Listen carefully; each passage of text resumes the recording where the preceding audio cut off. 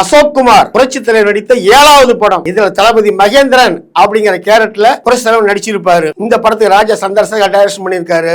இசை ஆனந்தூர் சிவசுப்ரமணியம், பாடல்கள் பாமநாச சிவம். அதாவது பாத்தீங்கன்னா இந்த படம் 1941 ரிலீஸ் ஆனிச்சு. இந்த படத்துல MK Thyagaraja Bhagavathar, Kumudini, Nagaiah, NS Krishnan, TA மதுரம் உள்பட பலர் நடிச்சிருப்பாங்க. போர்ல ஜெயிச்சுட்டு வர தனது மகன் குணாலனை அசோகர் வரவேற்று தமது இளையராணி அறிமுகப்படுத்தி வைக்கிறாரு. சரி, அடுத்து தனது மகனுக்கு யுவராஜனுக்குரிய பட்டாபிஷேகம் நடத்தலாம் அப்படின்னு முடிவெடுக்கிறாரு. இதை குணாலன் தனது காதலி காஞ்சனா மாலாவுக்கு தெரிவிக்கிறாரு. குறிப்பிட்ட நாள்ல பட்டாபிஷேகம் நடக்குது. அப்ப இளையராணி என்ன பண்றாங்க, அந்த குணாலனுடைய நெத்தியில திலகம் இடுறாங்க.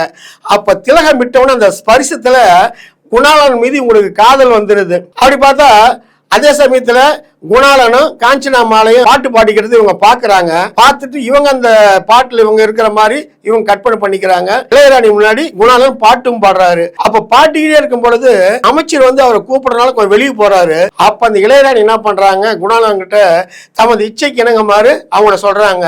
ஆனா அதை மறுத்துறாரு குணாலன். உடனே டக்குன்னு இவரு வந்துடுறாரு. யாருங்க, அசோகர் வந்துடுறாரு. உடனே இவரு தான் இப்படி பண்ணாருங்கிற மாதிரி இவர் மேல தூக்கி போடுறாங்க. குணாலனுடைய கண்களை பறிச்சிடுறாங்க. குணாலனுடைய கண்ணை பறிச்சு ஊரை விட்டு துரத்தி விட்டுறாங்க. அதே மாதிரி கர்ப்பமா இருக்கக்கூடிய குணாலனுடைய மனைவி காஞ்சனா தேவியும் அங்கிருந்து துரத்தி விட்டுறாங்க.